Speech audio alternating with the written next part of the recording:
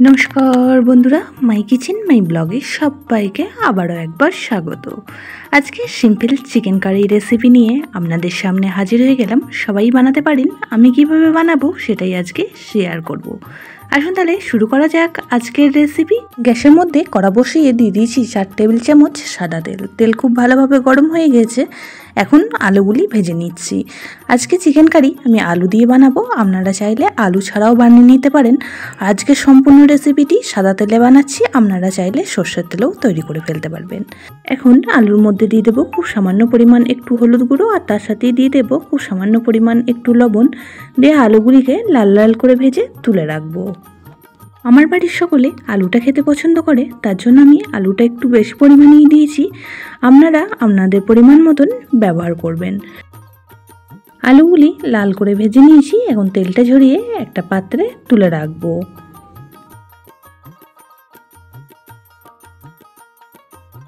আলুগুলি তুলে রাখার পর কড়ার মধ্যে যে তেলটা রয়ে গেছে তার মধ্যেই আজকে চিকেন কারিটা বানিয়ে নেব। তার জন্য প্রথমেই দিয়ে দিলাম দুটো তেজপাতা মাঝখান থেকে টুকরো করে, আর তার সঙ্গে দিয়ে দিচ্ছি কয়েকটা গোটা গরম মশলা।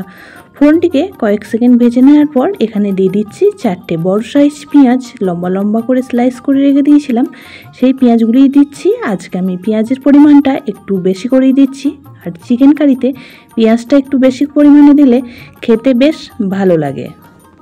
এখন পেঁয়াজগুলিকেও হালকা বাদামি কালার আসা পর্যন্ত ভেজে নেব।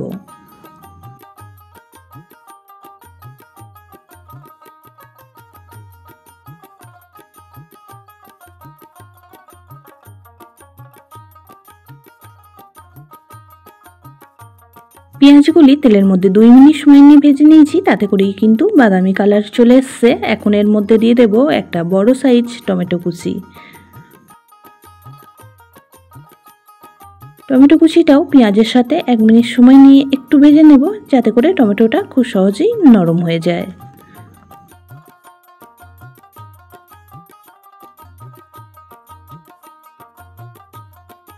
এখন এর মধ্যে অ্যাড করে দেব আদা রসুন পেস্ট। এখানে আমি 15 থেকে 20 কোয়া রসুন আর তার সাথে 1.5 ইঞ্চি আদা দিয়ে পেস্টটা বানিয়ে রেখেছিলাম, সেই পেস্টটাই অ্যাড করে দিলাম। এখন পেঁয়াজ টমেটোর সাথে আদা রসুন পেস্টটাও খুব ভালো করে নাড়াচাড়া করে ভেজে নেব। যতক্ষণ না উপরে তেলটা ভেসে আসছে ততক্ষণ অবধি ভেজে নিতে হবে, তাতে করে আদা রসুনের যে কাঁচা গন্ধটা থাকে সেটা সহজেই চলে যাবে।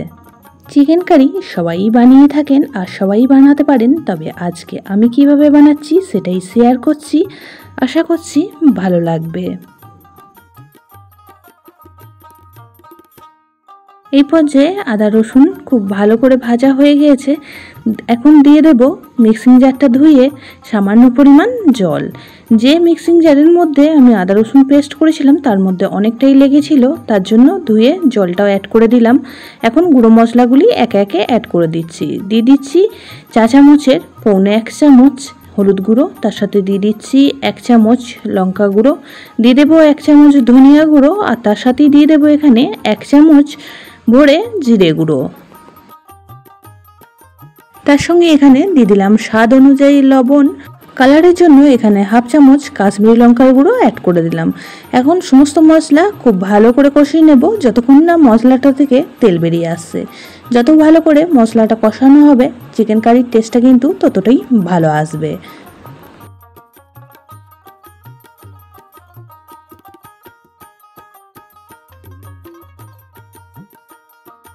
এদিকে চিকেনটাও খুব ভালো করে ধুয়ে নিয়ে এখন জল ঝরাতে দিয়ে দিয়েছি।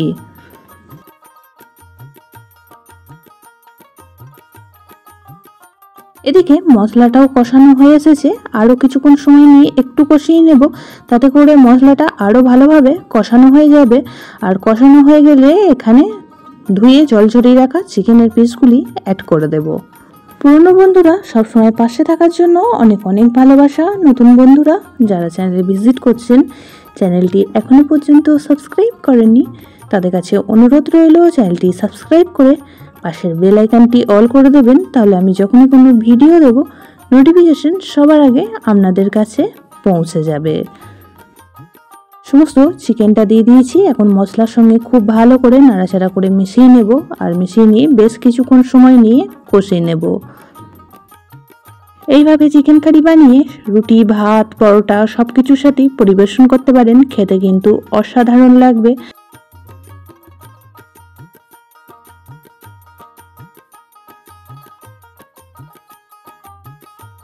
মশলার সাথে চিকেনটা খুব ভালো করে কষিয়ে নিয়েছি। এখন ঢাকা চাপা দিয়ে রান্না করে নেব 4 থেকে 5 মিনিট। 4 থেকে 5 মিনিট পর ফিরে এসেছি। আবারও খুব ভালো করে ওপর নিচে একবার নাড়াচাড়া করে দেব।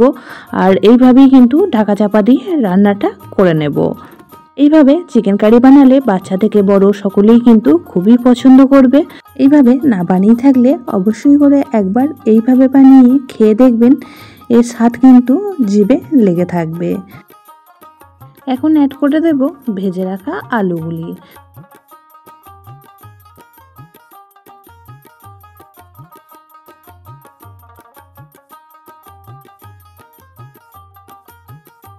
আলুগুলিও খুব ভালো করে এখন নাড়াচাড়া করে মিশিয়ে নিচ্ছি। মেশানো হয়ে গেলে আবারও ঢাকা চাপা দিয়ে রান্না করে নেব 5 থেকে 7 মিনিট সময় নিয়ে। অবশ্যই করে গ্যাসের ফ্লেমটা লো টু মিডিয়ামে রাখবেন, না হলে নিচে থেকে লেগে যাওয়ার সম্ভাবনা থেকে যাবে। 7 মিনিট পর ঢাকাটা খুলে আবারও খুব ভালো করে ওপর নিচ নাড়াচাড়া করে মিশিয়ে নিচ্ছি। আর এইভাবেই নাড়াচাড়া করেই ঢেকে ঢেকে চিকেনটা রান্না করে নিতে হবে, তাহলে কিন্তু এর স্বাদ দুর্দান্ত হবে। খুব ভালো করে নাড়াচাড়া করে মিশিয়ে নিয়েছি। আর এখন অ্যাড করে দিলাম 2 চামচ টক দই। টক দইটা আগে থেকেই খুব ভালো করে ফেটিয়ে রেখে দিয়েছিলাম। আর ফেটানো টক দইটা এখন অ্যাড করে দিলাম।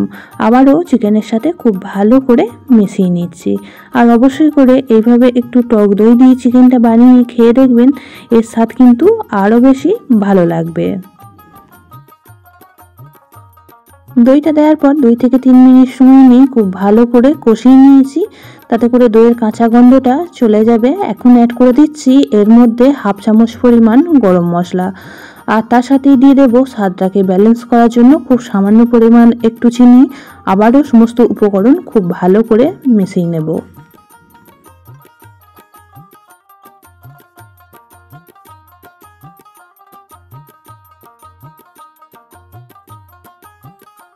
চিকেনটা খুব সুন্দরভাবে আবারও কষানো হয়ে গিয়েছে।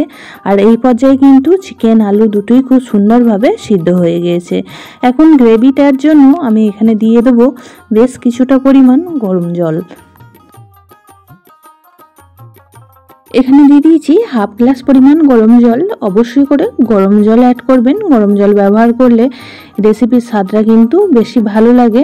খুব ভালো করে মিশিয়ে নিচ্ছি। আর মিশিয়ে নিয়ে ঢাকা চাপা দিয়ে 5 থেকে 6 মিনিট সময় নিয়ে রান্নাটা করে নেব, তাহলেই কিন্তু একদমই রেডি হয়ে যাবে আমাদের চিকেন কারি।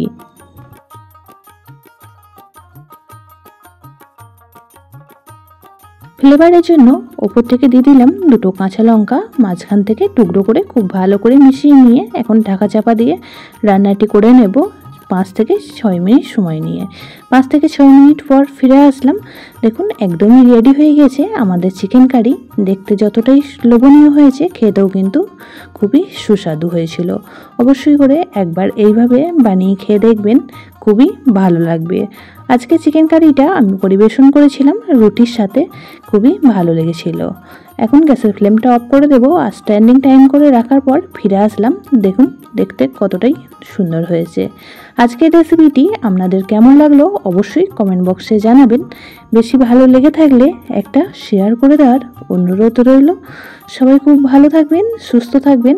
আবারও দেখা হবে অন্য কোনো ব্লগ বা রেসিপির সাথে। ততক্ষণের জন্য সবাইকে টাটা।